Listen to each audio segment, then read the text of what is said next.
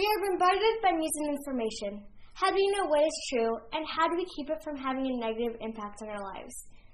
Here's a quote usually attributed to the writer Mark Twain. A lie can travel halfway around the world, while the truth is putting on shoes.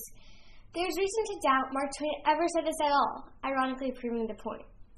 Sometimes what we think is news is actually something else, like propaganda, entertainment, ads, or even opinion. Our brains have enormous capacity for processing information and for remembering, so our minds make value judgments about what to keep. Fear and humor, which is found in many fake news articles, tips the scale in favor of being remembered and recalled, even when counter-arguments are strong. Fake news spreads because sometimes people believe what they want to believe. It spreads because some people want to make money from it. It spreads because of political agendas. As you can see in the infographic, there are multiple circles of different sizes connected by a web of lines. Each circle represents a website, and the lines show a network of fake news, anti-science, hoax, and misinformation.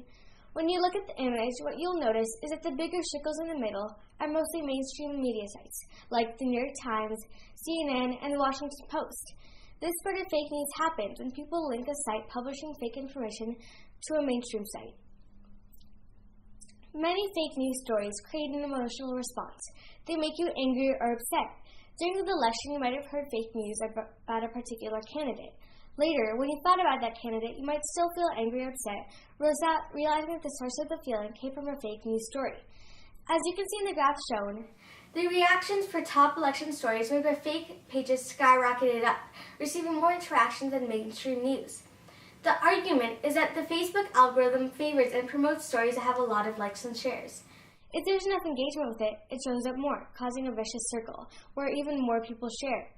And the truth of the story matters less and less, although Facebook is taking steps to counteract that problem.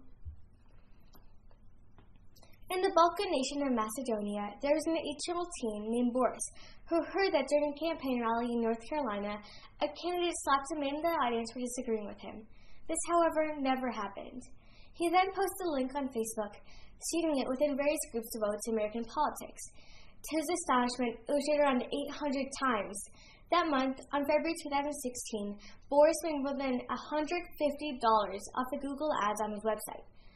Other teenagers, just like Boris, realized that if they make headlines that were popular, resonate with people, and made people inclined to click on it, that they could drive traffic to their websites and bring in a large amount of revenue.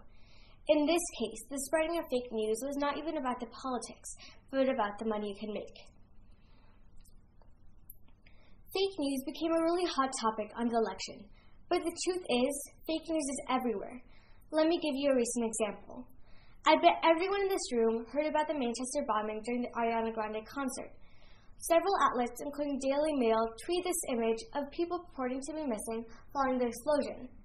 In reality, several of the individuals featured on the tweet are completely unrelated internet personalities. One of the people featured is the 12-year-old daughter of a photographer, Rachel Devine.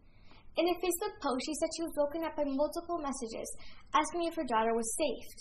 She was shocked to see that the picture of her daughter was being circulated on the internet when she was in fact safe at school. While desperate parents in Manchester took to social media to search for their missing children, trolls have started creating fake tweets about teens that are not actually missing.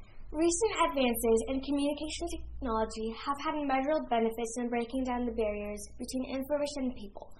But our desire for quick answers may overpower the desire to be certain of their validity. Here's a quote by Stephanie Busari. Everybody here, both you and I, we all have a role to play in that. We are the ones who share the content. In this day and age, we're all publishers and we have a responsibility.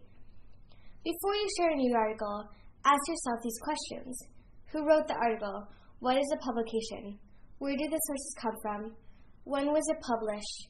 Why did the writer create it? And how did it make you feel? Thank you.